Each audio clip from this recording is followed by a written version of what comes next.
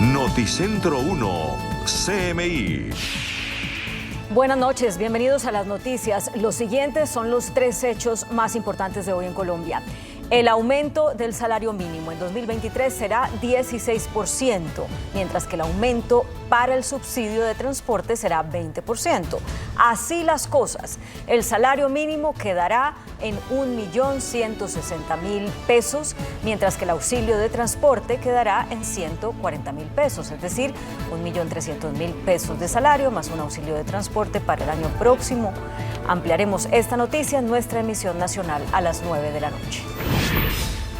En un documento de la Fiscalía, conocido por Noticentro 1 CMI, el ente investigador revela cómo se perdió el dinero del contrato de centros poblados. La Fiscalía señala que son 15.000 millones desviados por los contratistas Emilio Tapia y Juan Carlos Cáceres, con los que compraron apartamentos, vehículos, viajes e hicieron préstamos a terceros. Ampliación de esta noticia en nuestra emisión nacional a las 9 de la noche.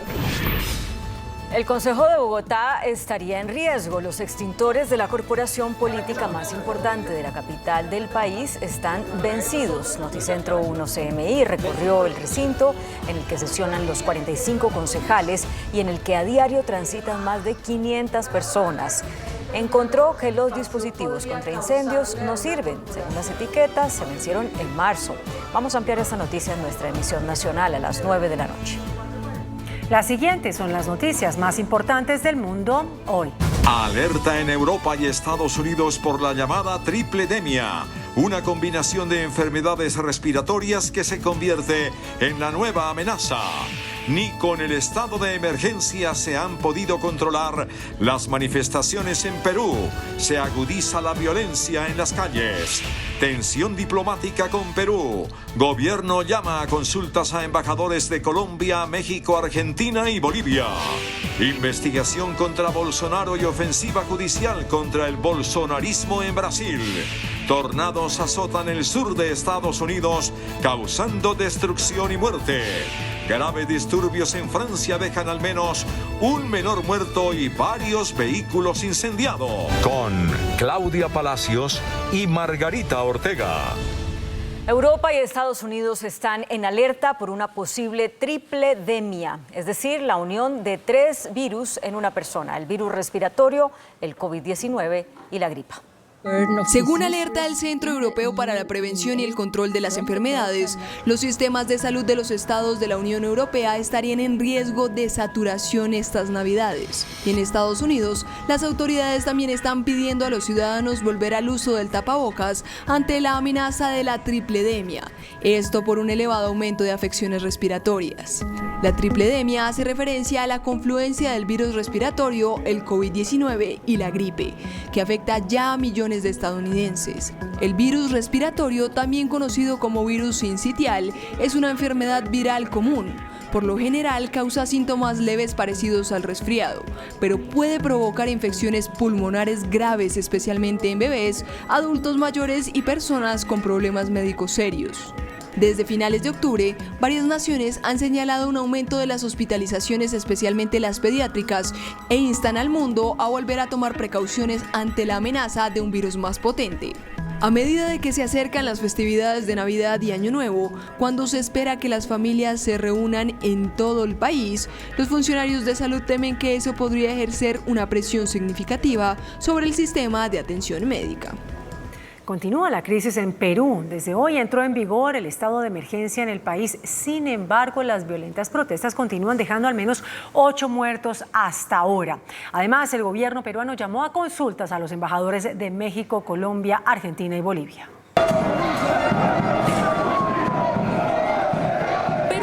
Una semana desde que se agudizó la crisis política en el país. ¡Basura! ¡Traidora basura! ¡Así vas a estar, basura! En medio de violentas protestas, pedidos de renuncia para la nueva presidenta Dina Boluarte y un llamado a elecciones anticipadas, transcurren los días en esta nación. La Defensoría del Pueblo de Perú informó que al menos 8 personas han fallecido y cientos han resultado heridas por los fuertes enfrentamientos. Desde hoy entró en vigencia el estado de emergencia dispuesto por un mes para intentar apaciguar los ánimos. Sin embargo, las Fuerzas Armadas con la policía no han logrado detener la violencia ni desbloquear las carreteras. Por su lado, el juez supremo Juan Carlos Checley debate el pedido fiscal de 18 meses de prisión preventiva contra el vacado expresidente Pedro Castillo por los presuntos delitos de rebelión. Asimismo, el Pleno Congreso de Perú reanudó el debate del adelanto de elecciones generales y el recorte de los mandatos presidencial y parlamentario. Está en manos de los legisladores definir si los nuevos comicios se realizarían en diciembre de 2023. Por otra parte, el gobierno peruano anunció que llamará a consultas a sus embajadores en México, Colombia, Argentina y Bolivia, por lo que considera una injerencia en sus asuntos internos de los presidentes de esos países al cuestionar la destitución del expresidente Pedro Castillo y la asunción de Dina Boluarte. Y el Tribunal Electoral de Brasil está investigando al presidente saliente Jair Bolsonaro por presuntamente poner en duda el resultado de las elecciones de octubre y abusar de su poder durante la campaña. El organismo abrió la pesquisa para analizar las denuncias presentadas por la coalición del presidente electo Luis Ignacio Lula da Silva, en las cuales sostienen que Bolsonaro y sus aliados buscaron desacreditar y desestabilizar las elecciones presidenciales, difundiendo noticias falsas e información errónea sobre el sistema de votación. Además, la Policía Federal de Brasil empezó a ejecutar decenas de órdenes de allanamiento contra partidarios del mandatario y durante los procedimientos se incautaron al menos 15 armas de fuego. En Estados Unidos, al menos 3 personas muertas se dejó un tornado tras su paso por Luisiana. Las autoridades reportaron destrucción en varias casas y miles de hogares quedaron sin electricidad. Una fuerte tormenta invernal que azota a Estados Unidos dejó al menos 3 personas muertas y decenas de heridas tras su paso por Luisiana. La fuerte tempestad derrumbó varias casas, dejó hogares destechados, escombros esparcidos por las carreteras y autos volcados. Las autoridades reportaron que más de 40.000 hogares se quedaron sin electricidad en Luisiana y Mississippi. Además, FlyAware confirmó que se cancelaron más de 70 vuelos y el retraso de casi otros 800. Más de 1,5 millones de personas continúan bajo alerta de tornado en el sureste de Alabama, el norte de Florida y el sur de Georgia.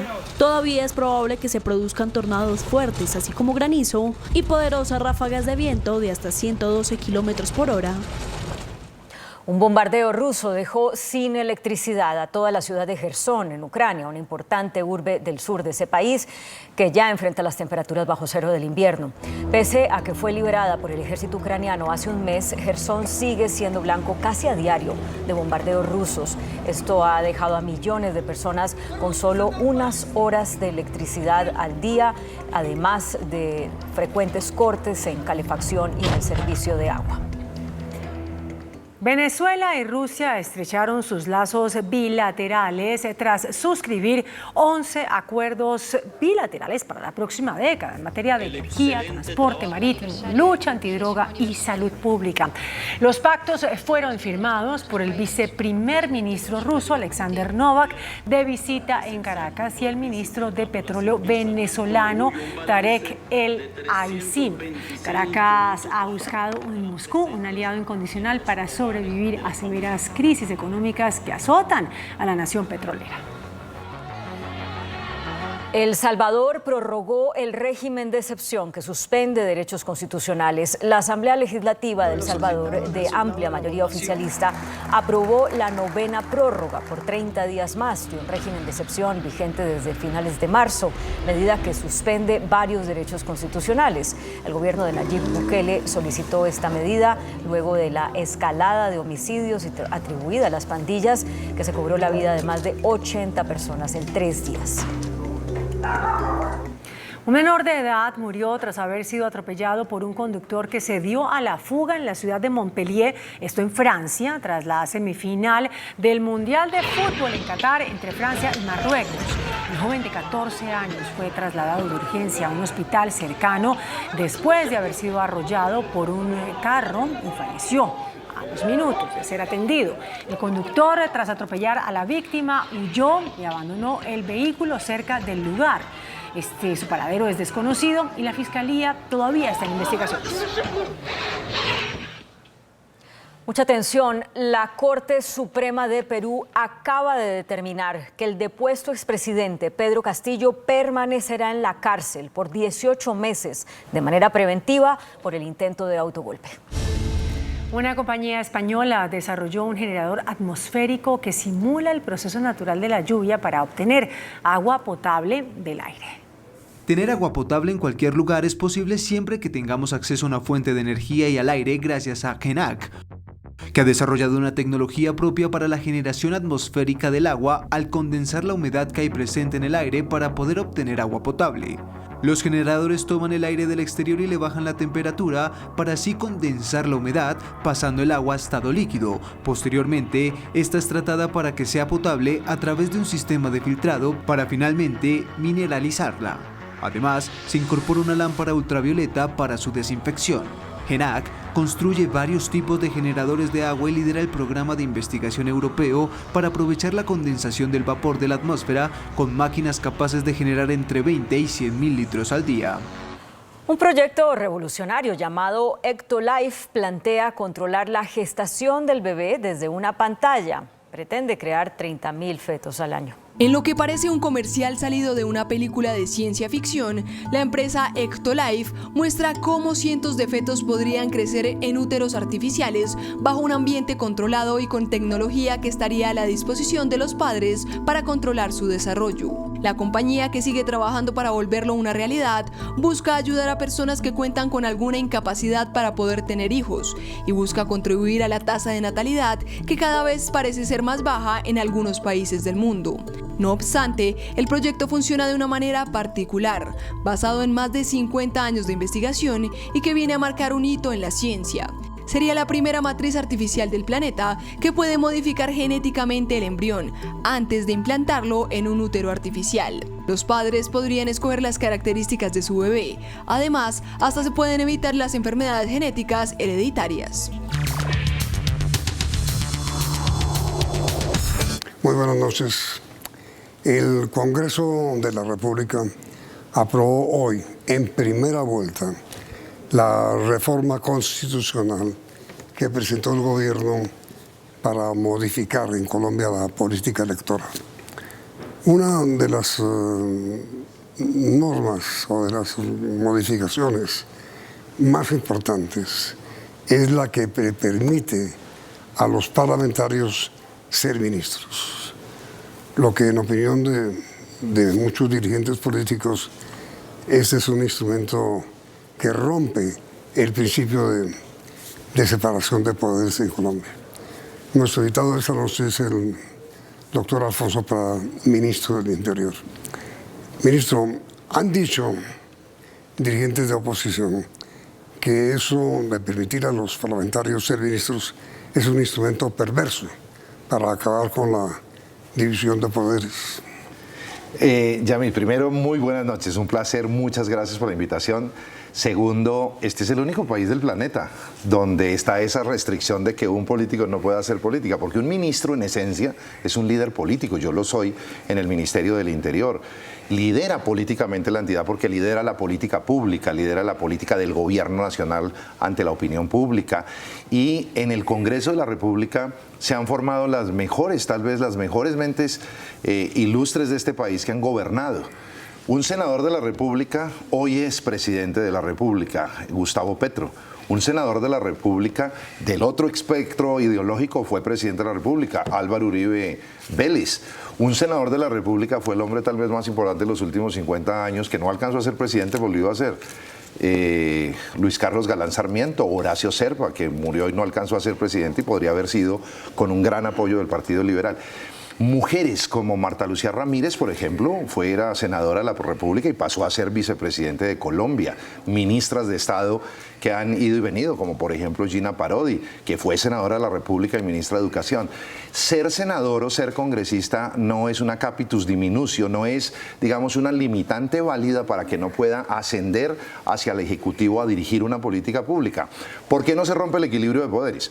Porque cuando llegue a pasar eso, en la eventualidad que un presidente utilice la figura, porque no es obligatoria, es potestativa el presidente, si eso llega a pasar, el ministro nuevo o el funcionario nuevo se le adjudican las mismas incompatibilidades e inhabilidades de cualquier funcionario público como nosotros. Es decir, no puede hacer política, no puede influir indebidamente en la destinación de los recursos para favorecer una campaña. Es decir, es un ciudadano común y corriente que cambia de actividad, se puede ir para el sector privado porque hoy no se puede ir al sector privado.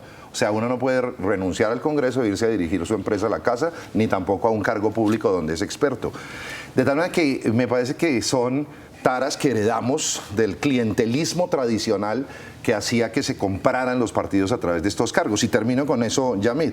Se decía otra vez en el Congreso. Yo le digo que llevo ya bastantes añitos recorriendo la vida pública, que todos los gobiernos hacia atrás, exceptuando un pedacito del gobierno de Virgilio Barco, que fue gobierno de Partido Liberal, todos los gobiernos han sido gobiernos de coalición de partidos y los partidos presentan hojas de vida para ir al gabinete.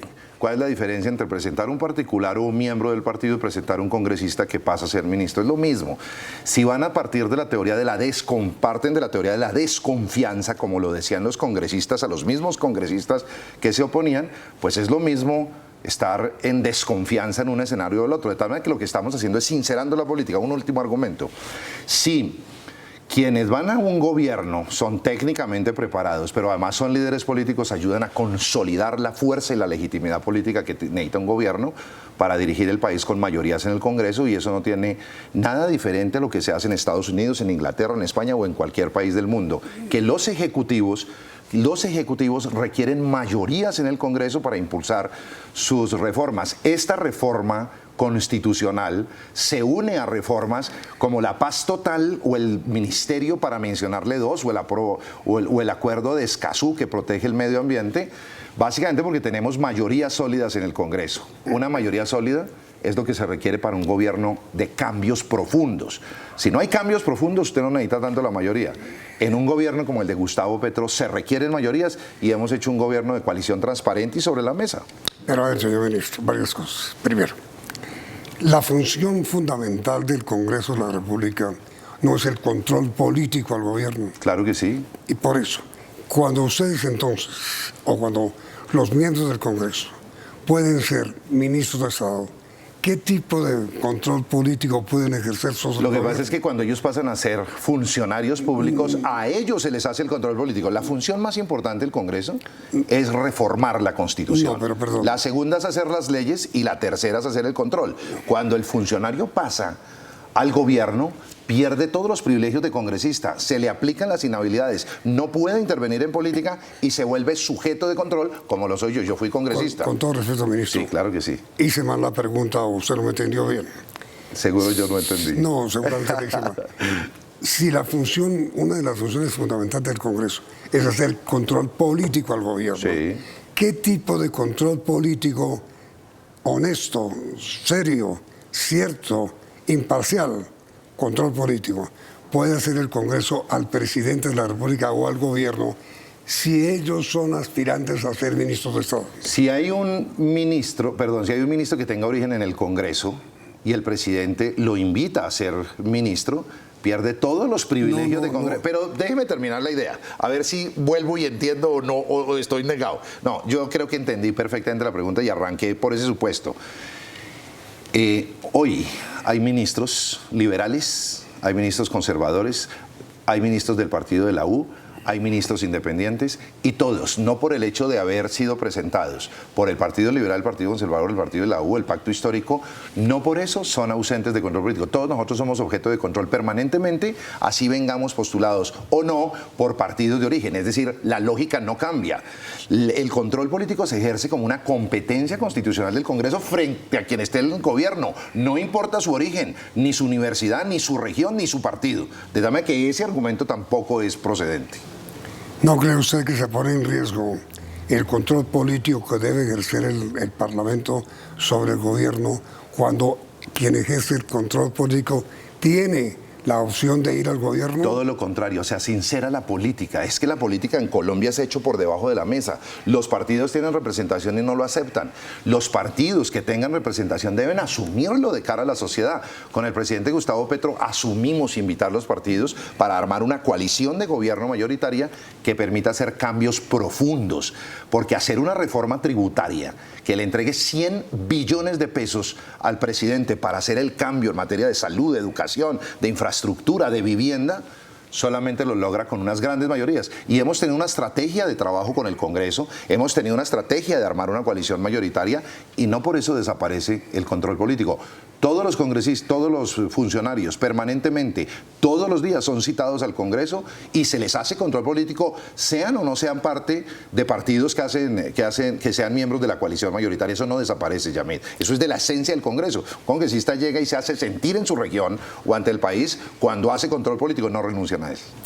A ver, ministro, mire, el expresidente Alfonso López tenía una frase que reiteradamente usaba, que era esta: y ahora que estamos tan buenos, ¿para dónde nos vamos?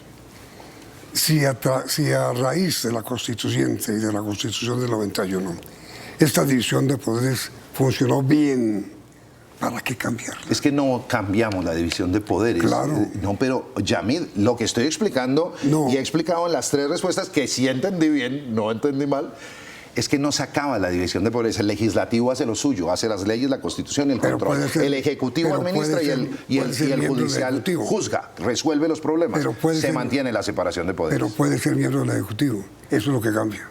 Hoy hay conmigo varios que venimos de ser congresistas y eso no hace que el Congreso desaparezca.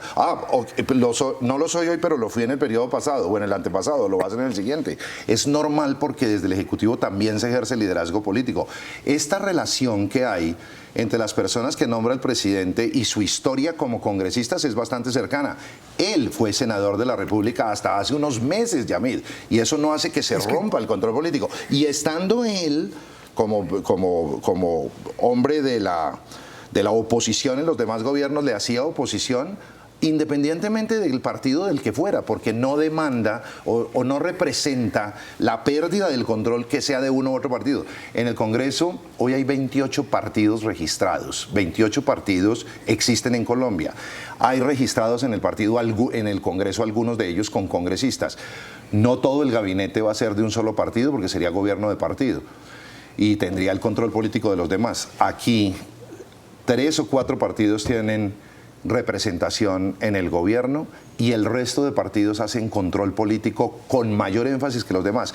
Pero incluso los partidos de la coalición de gobierno no renuncian nunca a ejercer el control político o a sus miembros o a los que no lo son. Entonces, si el Partido Liberal cita al ministro de Transporte, que es ministro conservador, es de la coalición, pero no es de su partido, ¿le hacen control político? Claro que lo hacen permanentemente. Mire, usted mencionó ahora que casi todos los presidentes han sido parlamentarios, y es verdad, pero no simultáneamente, mejor dicho, no han pasado. No, es que no va a ser simultáneo. No. Renuncia y se va para allá, pierde su calidad. Retiro la palabra simultáneo. No han pasado del Congreso al Ejecutivo. Después de que fueron parlamentarios, después, no siendo parlamentarios. Y es que la reforma que usted propone es que siendo parlamentarios... ¿Podrían ser simultáneamente? Lo existe en medio planeta. No, ¿Sabe dónde existe? Estoy hablando de Colombia. No, pero le voy a decir que este referente ha sido más profundo y ha servido más. Y yo soy hincha de ese sistema, el régimen parlamentario. Quienes son candidatos a la presidencia o a la alcaldía o a las asambleas, quienes son candidatos a la gobernación o a la alcaldía o a la presidencia pueden encabezar la lista. Ellos la encabezan y la cabeza termina siendo presidente. Y quienes ganan en esa lista gobiernan con el presidente y el sistema funciona impecablemente. Pero eso supone la elección. Régimen parlamentario. Claro, la elección de un primer ministro. Claro, y este es un régimen semipresidencialista, no es presidencialista pura.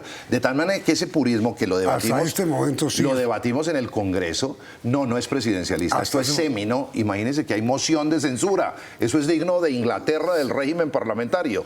Es decir, que aquí mezclamos elementos y aquí estamos mezclando un elemento que nos permite tener una mixtura que conjuga lo mejor del sistema parlamentario, lo mejor del presidencialismo, como lo hay en otras cosas. Por ejemplo, aquí somos federales, no somos unitarios tampoco, república unitaria. Somos república unitaria descentralizada con autonomía de sus entidades. Somos una mezcla de unitario y federal. En materia presidencialista lo mismo, no somos presidencialistas puras y estas figuras ayudan a mejorar el sistema.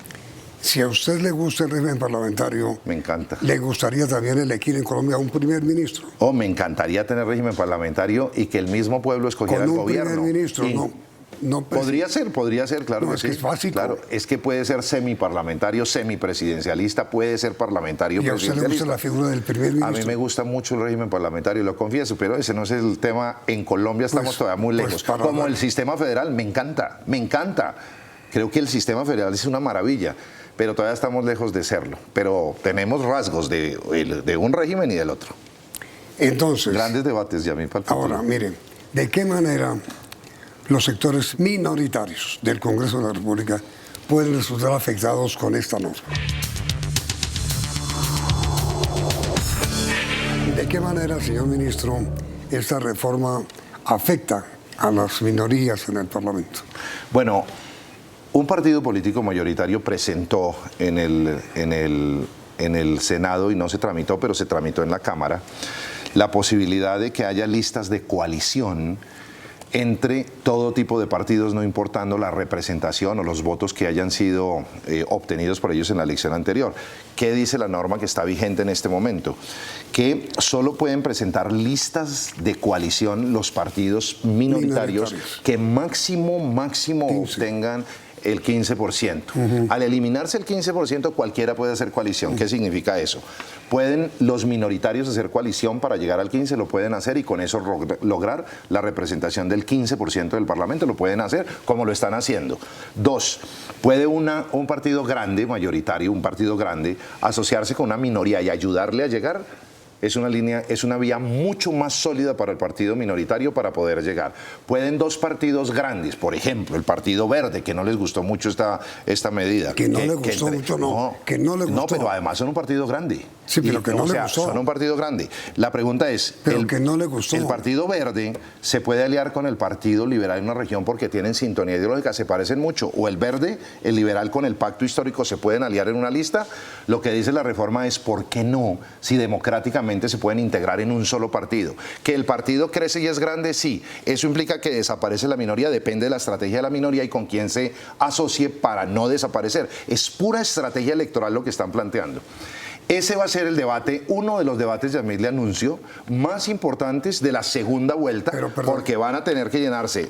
No es una posición del gobierno, le quiero decir, no es un artículo del gobierno, pero van a tener que llenarse muchos argumentos por la segunda vuelta. Perdón la interrupción sobre lo que usted mencionó ahora. Mire, el senador Inti Asprilla, a propósito del Partido Verde, dijo lo siguiente: se quiere imponer la lista cerrada y eso es malo para la democracia. La decisión del Pacto Histórico de hacer una lista cerrada fue una decisión propia, pero no deben hacer eso a través de la reforma política. ¿No tiene razón? La única manera de hacerlo es a través de una reforma política si se quiere plantear que exista la lista cerrada. Y si me permite, hablamos un poco de la lista cerrada, que es lo que están cuestionando allí. ¿Qué significa la lista cerrada? Hoy la lista abierta es que en una misma lista compiten entre sí y terminan casi volviéndose enemigos. Hay partidos, le doy fe, en el Congreso que tienen, digamos, 20 congresistas y los 20 tienen 5 fracciones ideológicas diferentes. ¿Por qué? Porque fueron elegidos en lista abierta y cada uno obedece a su propia financiación, a su propio discurso. Entre más se contraste ideológicamente con el otro, más se distingue en el elector y más capta votos. Entonces la coherencia está supremamente fraccionada en muchos partidos y además en algunos alternos y modernos, o se dicen modernos, y eso hace que se pierda la coherencia ideológica. Cuando usted llega a la puesto de votación, Yamil, y a usted le toca cada vez que hay una elección de un congreso, un consejo, usted tiene que votar la L14, la L15 o el C2 o el partido B35. El tarjetón es imposible manejar. Lo que queremos es simplificarla. ¿Qué significa simplificarla? Que las listas sean cerradas, que todos los 10 candidatos o los 100 candidatos hagan una sola campaña con un discurso coherente ideológicamente. 2, que sean paritarias, que la mitad sean hombres y la mitad sean mujeres. 3, que esas mitad de hombres y mujeres se alternen, una mujer, un hombre, una mujer, un hombre. Si elige 10 senadores... No, exacto, eso es lo que hay hoy, las mujeres para abajo. Por eso son minoritarias en las corporaciones, siendo el 50% de la población. En una lista abierta nunca se logra paridad. En una lista cerrada con alternación, si usted elige 10 senadores, 5 alternados van a ser mujeres y 5 hombres. Se legitima la democracia y se incorpora a las mujeres a la vida pública de verdad. Pero además de eso, la reforma tiene un elemento adicional clave, y es financiación 100% pública. Así fue aprobado. Antes del tema. No, digo, es que en estas listas cerradas se aminora la financiación porque no hay 10 financiándose con 10 cuentas, sino una sola. Pero perdone, antes de la financiación, a propósito de lo que usted menciona, ministro, del beneficio para las mujeres, mira lo que dice Caterina Miranda, del representante del Partido Verde. Si le digo al país, al presidente Petro y a los colombianos que tengo dolor, vergüenza y una profunda decepción. Yo hice parte de la jefatura de debate de la campaña de Gustavo Petro. Yo ayudé a que fuera electo y me duele profundamente que en este gobierno, con el aval de ustedes, el Congreso, estén acabando con las minorías. Lamentablemente, tengo que decirle al país que este no es el cambio. No, yo lamento mucho esa declaración y creo que está completamente equivocada. Ella fue parte de la jefatura de debate, yo la nombré, trabajó en mi equipo, yo fui el jefe de debate de la campaña del presidente y le doy fe de que este compromiso lo hizo desde la campaña y hemos venido trabajando en mejorarlo con los partidos, con académicos, etcétera. No, esto sí que cambia la política a fondo. De pronto no le sirve a unos congresistas o a unas congresistas que les fue bien en la campaña pasada y piensan que las reglas se tienen que mantener estables porque a ellos les va bien o a ellas les va bien. No, aquí estamos pensando en el país, Yamil. Aquí estamos esperando que haya mucha más catering en el Congreso de la República, que haya mujeres indígenas, campesinas, de las regiones, que las mujeres tengan la oportunidad de verdad de llegar y que legitimen la democracia, que la animen intelectualmente, que la mejoren sensiblemente. Yo sí estoy convencido, absolutamente convencido que este cambio se reflejó en la elección anterior en donde ella menciona que apoyó al presidente Gustavo Petro. ¿Por qué razón, Yamil? Porque lo que hizo Gustavo Petro en la última elección fue cerrar las listas del pacto histórico y meter la mitad hombres, la mitad mujeres con alternancia. Eso logró 20 senadores, la lista más grande de Colombia en el Senado de la República. 20 senadores, 10 son mujeres, 10 son hombres.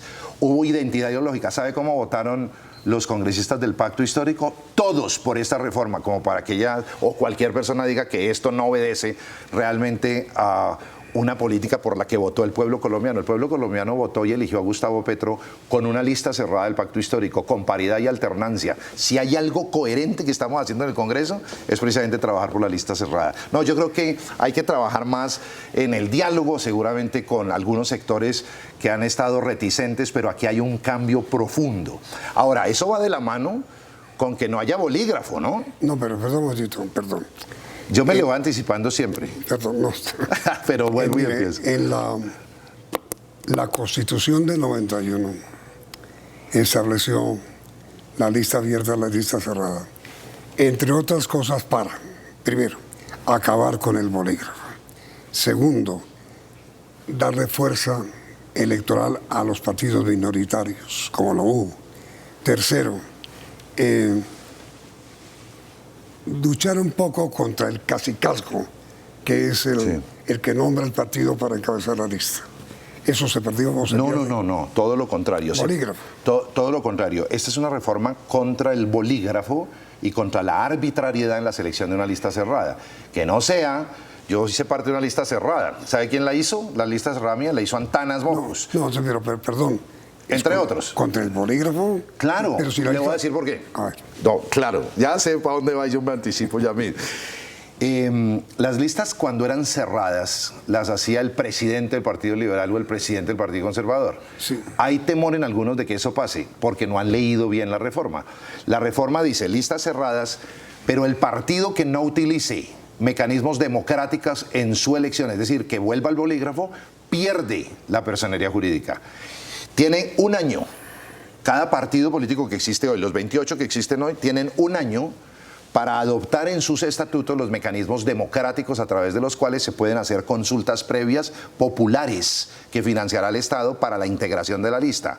Y a mí, si soy ministro del Interior para ese caso, para ese tiempo, al Ministerio del Interior le dan 3 meses a partir de la promulgación de la reforma constitucional para que presente un proyecto de ley estatutaria que regule la democracia interna de los partidos para garantizar que si no han acomodado los estatutos haya una norma legal que los obligue a unas condiciones democráticas. Se elimina el bolígrafo, no es una reforma mal hecha. Ese complemento desdice de todos los que han criticado por no leer bien la reforma que está democratizada la decisión. Pero entonces, señor ministro, ¿cómo proyecta usted hacerlo?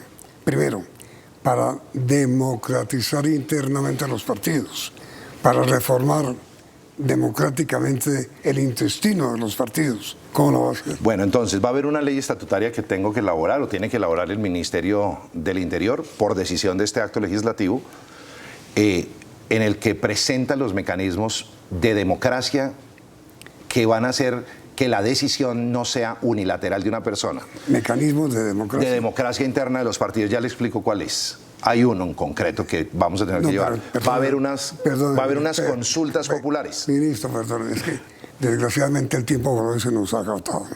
Lo lamento mucho, pero lo quiero invitar a continuar hablando conmigo claro, para transmitir mañana y explicarle al país cómo es la idea de la democratización interna de los partidos. ¿Mañana empezamos en este punto? Sí, señor. No, me quedo, me voy para esta, mañana vengo. Gracias, ministro, muy amable. Continuamos entonces mañana con el señor doctor Alfonso Prada, ministro del Interior, y la reforma política que está en marcha. Gracias por la sintonía. Los invitamos a que continúen aquí, en Noticentro 1, CMI.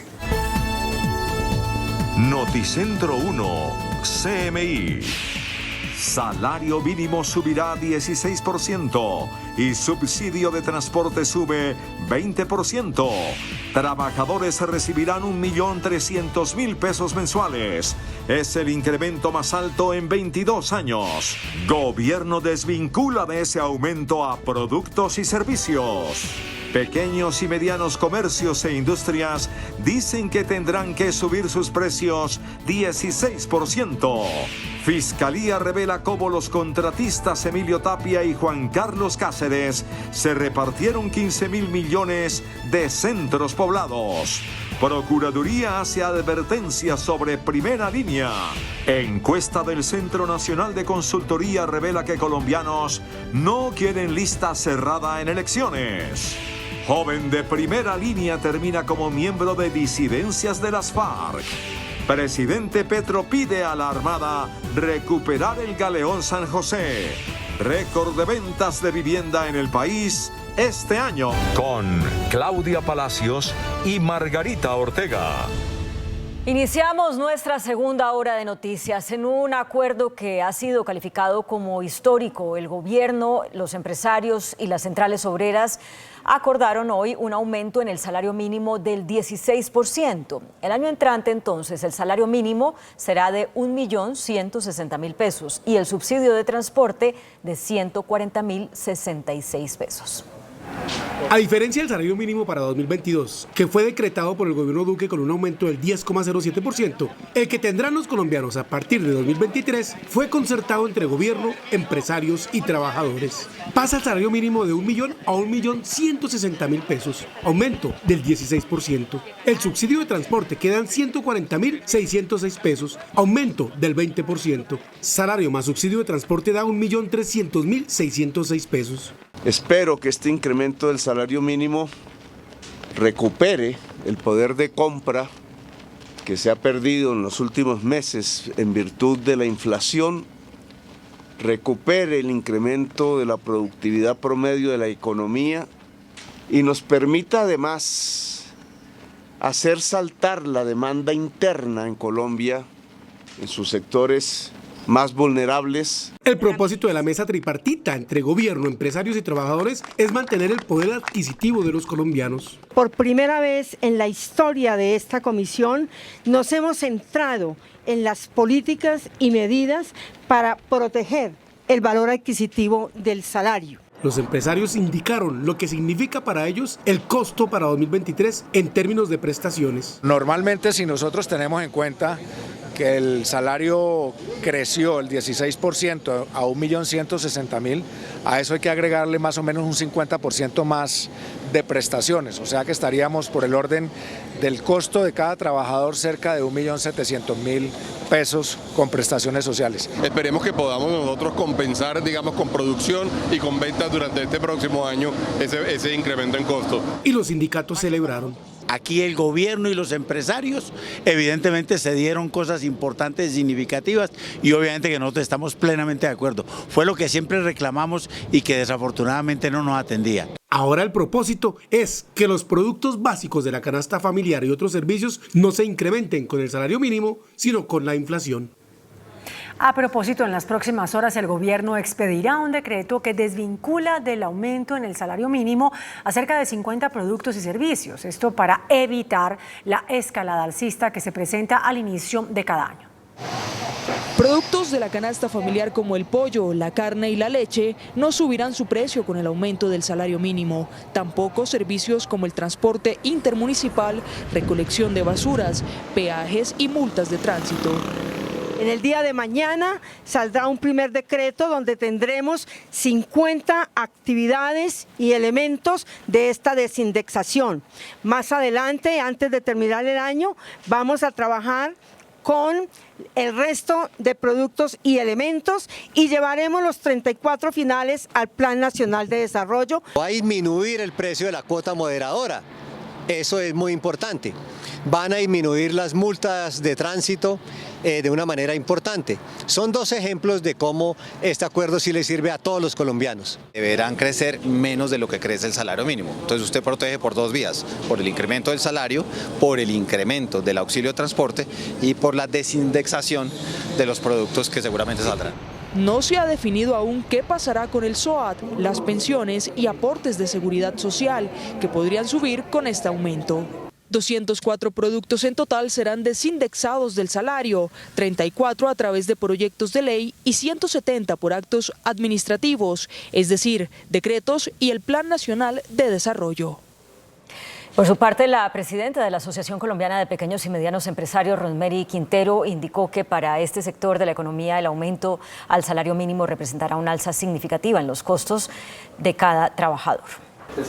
Para la micro, pequeña y mediana empresa, el 16% significa un aumento anual importante en los costos directos e indirectos para los empleadores por cada trabajador. Pasamos de 19.500.000 anuales por trabajador prácticamente a 22.500.000, o sea, hay una diferencia de algo más de 3 millones de pesos. De los 3.5 millones de colombianos que devengan el salario mínimo, 2.2 millones están en el sector de las MIPYMES. Nosotros nos afectaríamos en el sentido de que del empleo formal o total que existe en el país, de las personas ocupadas, nosotros representamos el mayor porcentaje, pero también representamos el mayor porcentaje de las personas que devengan un salario mínimo. Por consiguiente, a nuestro segmento le impacta más que a otros segmentos o actividades. La presidenta de ACOPI reclamó al gobierno apoyos en los instrumentos para la generación de empleos y mejores condiciones en la próxima reforma laboral. Creció la producción industrial en el país 3,3% al cierre de octubre. Así lo informó el Departamento Administrativo Nacional de Estadísticas este jueves. Los sectores con mayor crecimiento en su producción son industria manufacturera 12.6%, suministro de electricidad y gas 4.8%, tratamiento y distribución de agua 1.8%. La elaboración de bebidas registró el crecimiento que lidera la lista con un 9.1%. Según el DANE, el índice de producción industrial de octubre cerró con 3.3% de crecimiento frente al mismo periodo del año 2021. Entre enero y octubre de este año, la producción industrial nacional presentó 8.8% de crecimiento. Pese a los resultados positivos del 10º mes, fueron mayo y junio los que registraron un alza superior al 20%. En apartamentos, carros de alta gama y viajes al exterior. Así fue como se gastaron los contratistas Emilio Tapia y Juan Carlos Cáceres el dinero del anticipo que el gobierno hizo por el contrato de centros poblados. Esto es lo que revela un documento de la Fiscalía, conocido por Noticentro 1 CMI. La Fiscalía ya tiene claro cómo fue la repartición del dinero del anticipo del contrato para llevar Internet a regiones apartadas del país con centros poblados. Por el contrato, el gobierno desembolsó 70.000 millones de pesos y según un documento de la Fiscalía en poder de este noticiero, solo se ha podido hacer la trazabilidad sobre 15.000 millones de pesos, de los cuales se detectó fueron desviados. Si bien es cierto, el anticipo recibido por parte de centros poblados fue por un valor de 70.000 millones de pesos. La Fiscalía no puede afirmar que se apropiaron de todo el dinero del anticipo. La Fiscalía señala que el empresario Juan Carlos Cáceres se quedó con 9.000 millones de pesos, mientras que Emilio Tapia se quedó con 6.182 millones de pesos. El documento señala que Emilio Tapia, con el dinero del Ministerio de las Comunicaciones, compró un vehículo, obras de arte, pagó pasajes aéreos y giró $300.000 al exterior.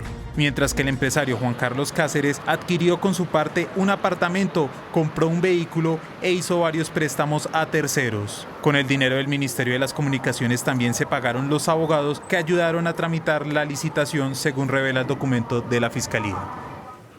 Los colombianos no están de acuerdo con la lista cerrada que establece la reforma política aprobada en su primera ronda en el Congreso de la República. Así lo revela una encuesta del Centro Nacional para Noticentro 1 CMI. Y estos son los resultados. A la pregunta, para las elecciones del Congreso, ¿usted prefiere votar por una lista de un partido o por un candidato? Por una lista de partido, 19%. Por un candidato, 69%. No sabe, no responde, 12%.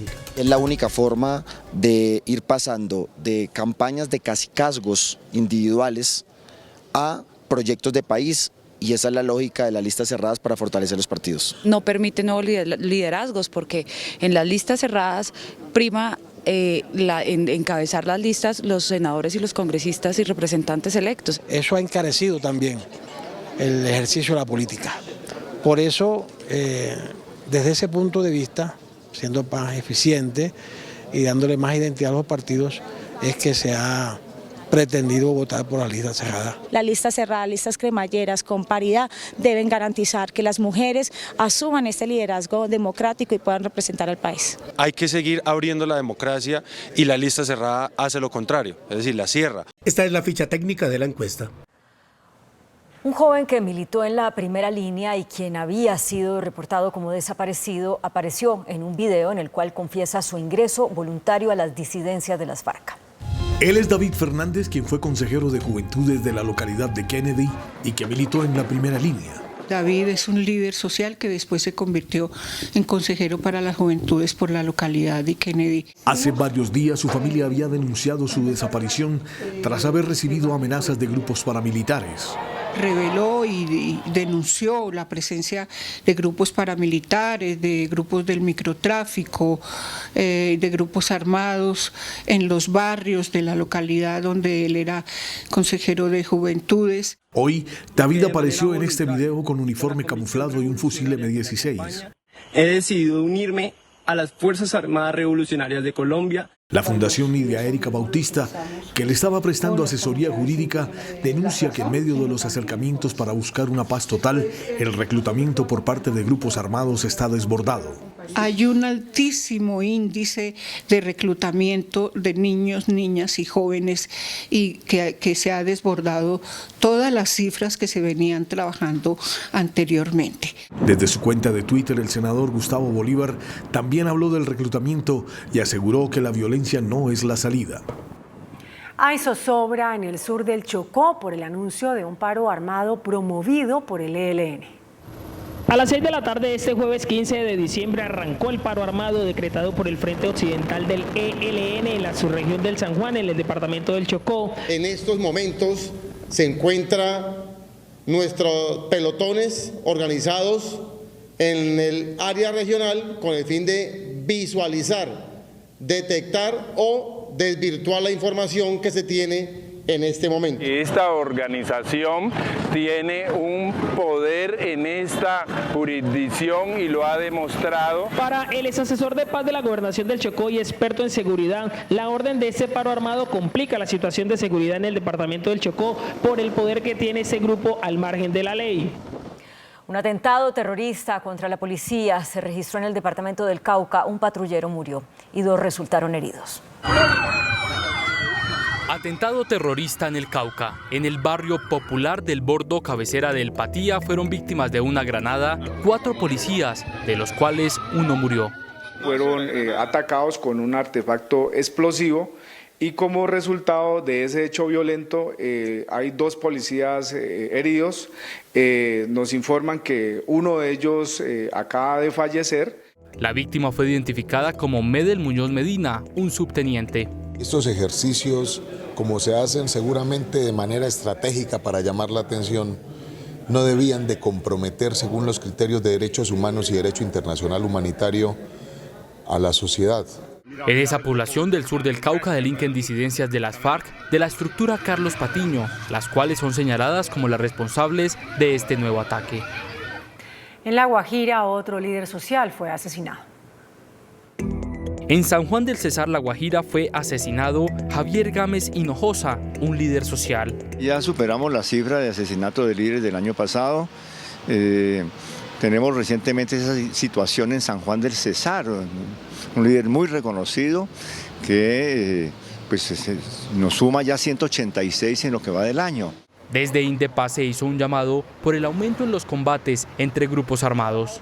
66 situaciones de enfrentamiento entre grupos, disidencias con el ELN, con el Clan del Golfo, y también una actividad de parte de la fuerza pública, 44 acciones de confrontación donde hay hostilidades a la fuerza pública y ocasiones de la fuerza pública. Desde la firma del acuerdo de paz han sido asesinados 1.406 líderes sociales.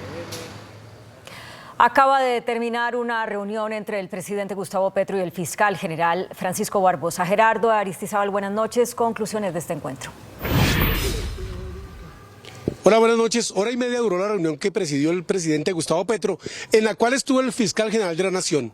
Tema de la primera línea, por supuesto, fue tratado, con otros más, como el de la tasa de homicidios que sacude a Colombia y el de los bienes de la mafia que administra la SAE. El fiscal general, al término de la reunión, ha manifestado que en el tema de los liberados que hará el gobierno nacional, aplicando un decreto de miembros de la primera línea para que sean voceros del presidente en procesos de reconciliación, los jueces son los que tienen la última palabra, que así quedó claro en esta reunión. Es una función que tomó todas las decisiones que se tomaron y además se tomaron con fundamento en la Constitución y la ley, y son los jueces quienes otorgaron esas medidas de aseguramiento determinadas por la Fiscalía. Para nosotros existe unos límites que yo he venido planteando en los últimos días, personas condenadas, personas que cometieron delitos, que tienen delitos graves que tuvieron que ver con episodios de violencia, homicidios, secuestros, torturas, etcétera, pues son personas que no podrían estar vinculadas como voceros, y creo que esa ha sido también una de los temas que pudimos conversar. Se estima que en las próximas horas el gobierno nacional, por medio del ministro de Justicia o el propio presidente de la República, Gustavo Petro, entregue el listado de los primeros liberados, que de acuerdo con lo que dijo el director del DAPRE, Mauricio Liscano, a Yamid Amad, director del Centro 1 CMI, deben ser cerca de 20. Desde la Casa de Nariño, Gerardo Aristizábal, Noticentro 1, CMI. La Procuradora General Margarita Cabello aseguró que es partidaria de limitar la autonomía de los jueces para la designación de los voceros de paz que anunció el gobierno. La procuradora Cabello aseguró hoy que reconoce el esfuerzo del gobierno de Gustavo Petro para excarcelar a voceros de paz y en ese sentido respalda que se afecte la autonomía de los jueces. Excepcionalmente y solo cuando los roles se den exactamente, se podría afectar y realizar una intromisión en aras de una paz superior a el Poder Judicial solo para casos excepcionales y permitir que un vocero pueda ser gestor de paz. Sin embargo, advirtió que el Estado no puede darle poderes ilimitados al presidente de la República para que excarcele a quien él quiera. No podíamos entonces, porque se rompería la separación de poderes, generalizar y darle por propia voluntad, sin ninguna delimitaciones al presidente de la República, libertad absoluta para que escoja a quien considera gestor o vocero de paz, porque eso iría en contra de un principio grandísimo, que es la autonomía e independencia judicial. La procuradora pide aclarar si los jóvenes que piensa excarcelar el gobierno actuarán con el consentimiento de algún grupo armado. Tienen que tener un vínculo con el grupo armado.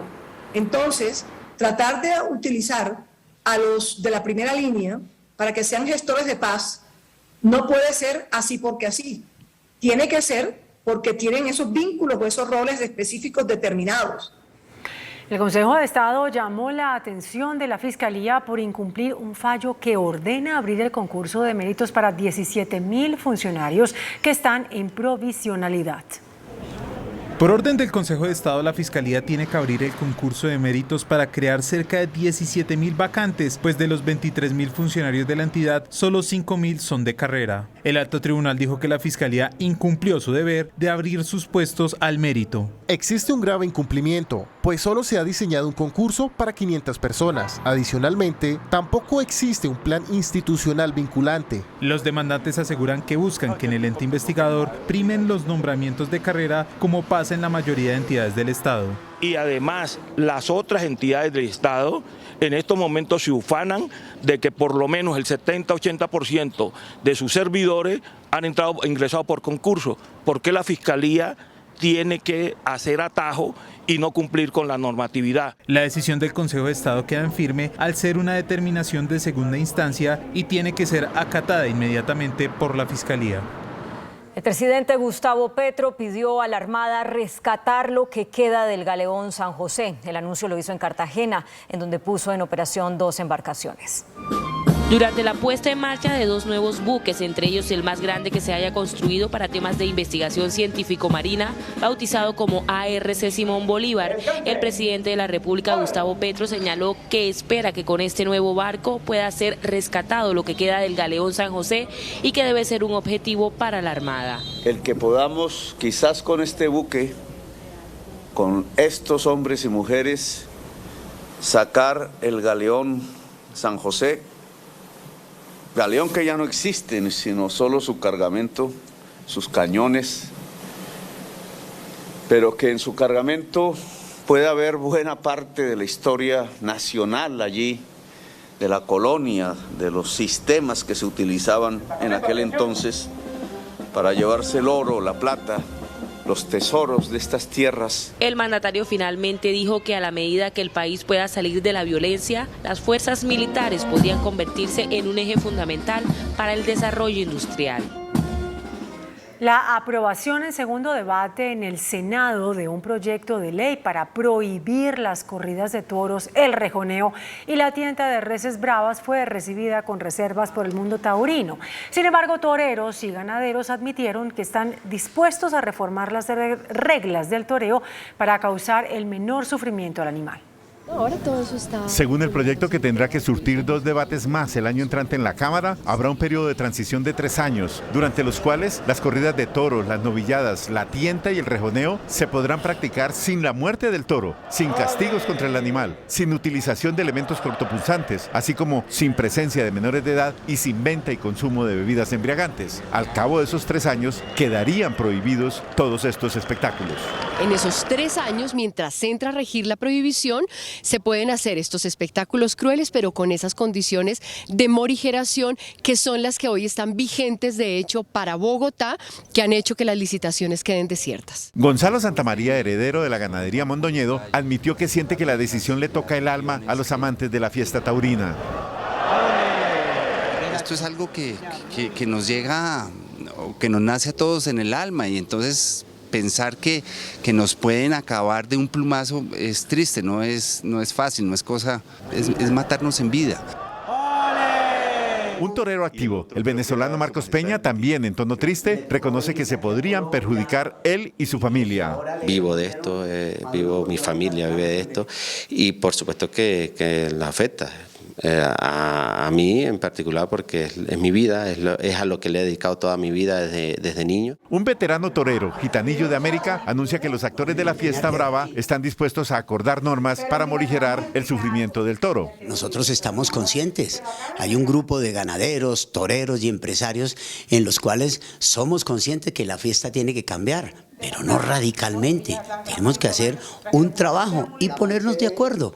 Esto durará un tiempo, claro que va a durar un tiempo, pero todos tenemos que ser conscientes de que la vida va evolucionando. Las riñas de gallos quedaron por fuera de la prohibición, pero sus promotores admiten que tarde o temprano les llegará el turno a ellos. En vez de alegrarnos, nos preocupa. Hoy vienen por la actividad taurina y mañana van a venir por nosotros o por el coleo, por los caballistas. Los gremios de los toros anunciaron que promoverán desde comienzos del año mesas de concertación para buscar que finalmente no sean prohibidos los espectáculos taurinos. Los empresarios taurinos en Cali y Manizales anunciaron que adelantarán con normalidad las próximas temporadas. Frente al proyecto de ley que cursa en el Congreso de la República y que propone acabar con las corridas de toros en Colombia, ganaderos y representantes de organizaciones de la fiesta brava dicen que esperan que nuevamente no sea aprobada. La ley no está todavía promulgada, le faltan 2 debates más.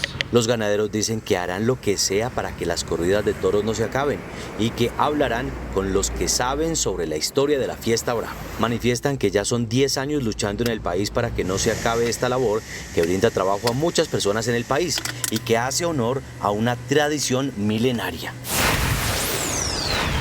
La Feria Taurina en la capital del Valle durante el mes de diciembre no se cancelará, teniendo en cuenta que aunque fue aprobado por la plenaria del Senado la ley que restringiría esta actividad en el país, aún le falta pasar por la Cámara de Representantes. Y más que nunca se va a llamar la Feria de la Libertad, porque consideramos de que tiene que servir para que la gente reivindique qué es lo que quiere como cultura. En la capital del Valle se llevarán a cabo 4 corridas de toros, un festival y una novillada durante la Feria de Cali.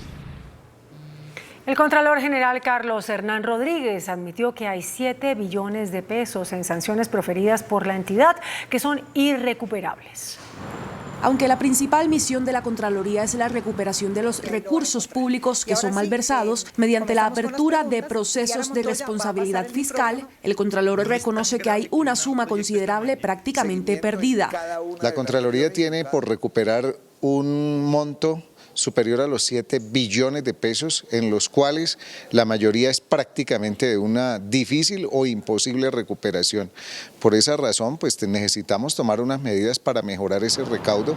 Para avanzar en una mayor recuperación de recursos, el Contralor firmó una resolución para levantar el velo corporativo de las empresas. Esa es la figura que impide que autoridades persigan el patrimonio de socios o accionistas. Nosotros lo que estamos es en casos determinadamente específicos y especiales poder realizar el levantamiento de ese velo corporativo para poder perseguir los bienes que ya fueron en un momento determinado condenados y que son de difícil recuperación. El Consejo de Bogotá está en riesgo. Los extintores de incendios de la corporación política más importante de la capital están vencidos hace 9 meses. Ni para apagar las acaloradas discusiones sirven los extintores del Consejo de Bogotá. Noticentro 1 CMI hizo un recorrido por la corporación y verificó uno por uno los cilindros, encontrando que todos están vencidos. Son descuidos grandísimos y eso implicaría pérdidas humanas y físicas en el momento de que se presente un incendio. Así como lo ven, la corporación política más importante de la ciudad, donde sesionan los 45 concejales, en la que a diario transitan más de 1000 personas, no tiene cómo apagar un eventual incendio. Literalmente es de adorno porque en el momento que lo acciones, puede ser que el polvo no genere la presión suficiente y lo que va a hacer es que el polvo no va a salir y no va a apagar el incendio. Los dispositivos contra incendios caducaron en marzo del 2022 según las etiquetas, es decir, hace 9 meses. El riesgo es inminente. Es una ruleta. Muchas veces el extintor vencido puede aún contener sus propiedades y otras veces simplemente se escaparon. ¿Olvido o negligencia? Lo cierto es que la responsabilidad de recargarlos es de la Dirección Administrativa de la corporación. El extintor es la mayor, digamos que herramienta que tenemos para controlar el inicio de un incendio. Por lo menos los 6 extintores del recinto no sirven, están de adorno o trancando puertas. Y repuntan los contagios y las muertes causadas por el COVID-19.